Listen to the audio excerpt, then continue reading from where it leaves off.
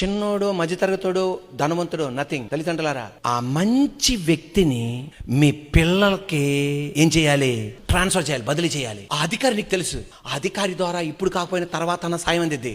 వాళ్ళని మీ బిడ్డలతో ఏం కలిగించాలి? సంబంధం కలిగించాలి. ఒకవేళ సంబంధం కలిగించకపోయినా ఆయనతో చెప్పాలి, నాకు 2 కూతుర్లు ఉన్నారండి, నాకు 2 పిల్లలు ఉన్నారండి, నాకు 3 ఉన్నారండి, నాకు 4 ఉన్నారండి. వాళ్ళతో నువ్వేం చేయాలి?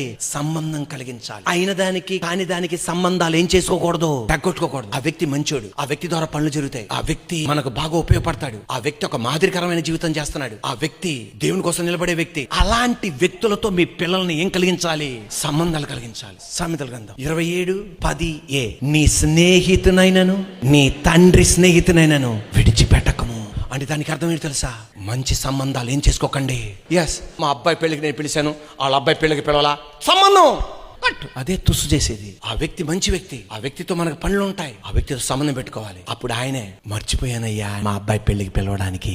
ఆ సంబంధాలు తెంచుకోకూడదు. మళ్ళా చెప్తున్నాను, దేవుడే మనల్ని ఆశీర్వదించేది ఎవరి ద్వారా? మనుషుల ద్వారా. 5 అంతస్తుల డాబా పైన వాటర్ ట్యాంక్ ఉంది. అది వంటగది షింక్ లోనికి రావాలంటే వాటర్ ట్యాంక్ నుండే వచ్చేది. కానీ ఏముండాలి? పైప్స్ ఉండాలి. దేవుడే ఆశీర్వదించేది. కానీ ఎవరి ద్వారా? నాన్నగారి ఫ్రెండ్ అధికారి, ఆయనతో సంబంధం తెగొట్టుకున్నావు. ఎలా నీకు రిలీజ్ అయితే? ఆ నాన్నగారి అమ్మ యొక్క ఫ్రెండ్ మంచి ఒక అధికారి, ఆమె దగ్గర అది రిలీజ్ అవ్వదే. అదే టైంలో నువ్వు సంబంధాలు పెట్టుకున్నావు అనుకో, దేవుడి ఆశీర్వాదాలు గ్రీన్, ఎక్కడ కూడా గ్రీన్. Are you ready?